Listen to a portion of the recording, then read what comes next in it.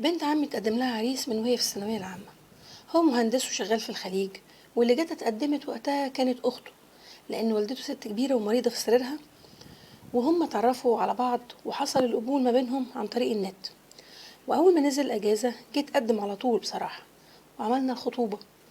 بس هي لاحظت إن هو على طول ساكت، مش بيتكلم أو سرحان. فقالت له لو الخطوبة دي مش انت المفروض تعملها أو مش جاية على هواك نفضها، مش مشكلة. بس انت ليه ساكت على طول مش بتتكلم؟ وهو نصيب في الأول وفي الآخر، نفركش عادي وكل واحد ياخد نصيبه.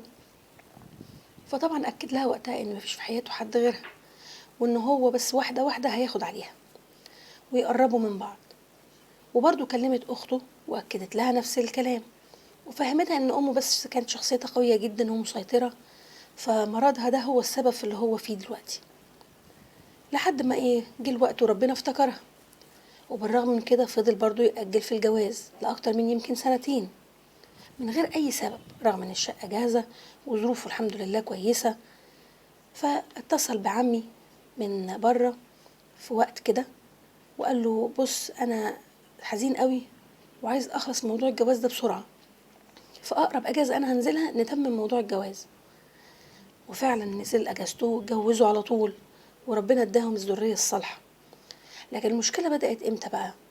لما بنت عمي اكتشفت إن هو بيكلم خطيبته الأولانية، وإن في ما بينهم مكالمات وتشات، وكتير كمان مش واحدة أو اتنين. وكان آخرها إن هو بيوعدها بالجواز بعد ما هي بقت أرملة، وإن ولادها هيبقوا في مقام ولاده وهيبقى مسؤول عنهم ويربيهم معاها. فبنت عمي طلبت الطلاق، وفهمته كده إن هي ما عندهاش أي استعداد تعيش معاه خالص، وخدت الولاد وسابت له البيت. فرحت لها أخته وفهمتها إن هو مش ممكن هيعمل كده، وإن أمه كانت رافضاها، وقالت له إن هو لو اتجوزها هتبقى فرقة بينه وبين أمه ليوم الدين.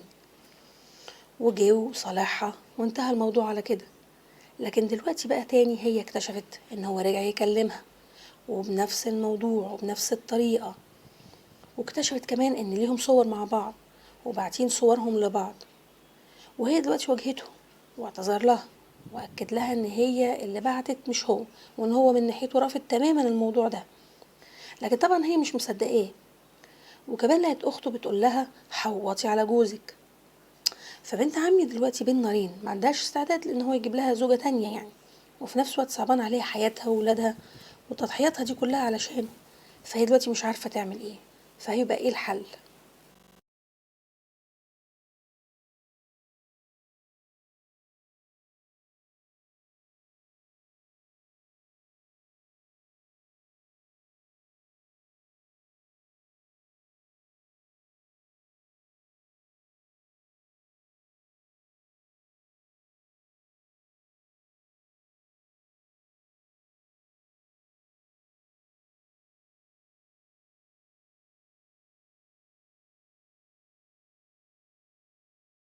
انا عندي 38 سنة، متجوز من 7 سنين، مراتي اكبر مني بسنتين. المشكلة ابتدت بعد جوازنا من 3 شهور. اخوها حب يتجوز اختي لكن اهلي رفضوه لاسباب كتيرة يعني بصراحة، وكان معاهم حق فيها. لكن بعدها حسيت ان هي بتحاول تنتقم مني هي واهلها واخوها طبعا قبلهم كلهم. اول حاجة ابتديت الاقيه داخل على صفحتي على الفيس، وابتدى يشتم فيا وفي اختي وفي اهلي، وهي من ناحية وهو من ناحية. فبصراحة اتغصت منه جدا وخفت على سمعة اختي. رحت رايح في مرة في البيت وانا عارف ان مفيش حد غيره في البيت، وعملت معاه الواجب وزيادة. راح نزل هو عمل لي محضر في القسم وجاب تقرير من الاسعاف، ومن هنا ابتدت رحلتي بقى في المحاكم. ساعتها كانت مراتي واخدت موقف انها تقف مع اخوها ضدي، ومشيت وسابت لي البيت. واتصالحنا كده بعد حوالي شهر. وبعدها ب6 شهور اتفاجئت ان انا عليا حكم.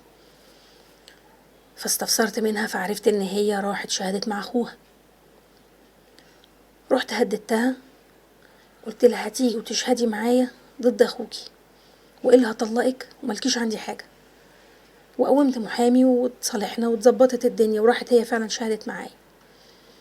وعدت الايام وجبنا ولدين ربنا يخليهم لي ويبارك فيهم. لكن من سنتين كده رجعت لحركاتها القديمه تاني، بتطالبني بكميه فلوس غريبه. انا مش عارفه هي بتطالبني بيها ليه وهي عايزاها ليه. مره تقول لي ماما هتعمل عمليه، بابا محجوز في المستشفى، بس عشان لاجل الحق هي ليها عندي 40,000 جنيه حق شبكتها، لان هي كانت اديتهم لي عشان نكمل على تمن الشقه اللي احنا فيها. فرحت اديتهم لها من زنها، قلت لها مالكيش عندي حاجه تاني، وكمان انا معيش فلوس افضل كل شويه اجيب لك منين واديكي منين. لغايه بعد فتره لقيتها مشيت برضو وسابت لي البيت تاني، وعامله فيا محاضر تبديد وضرب ونفقه، ورجعت تاني لسكه المحاكم، لغايه ما في الاخر زهقت ورحت مطلقها غيابي وبقيت ببعت لها النفقه.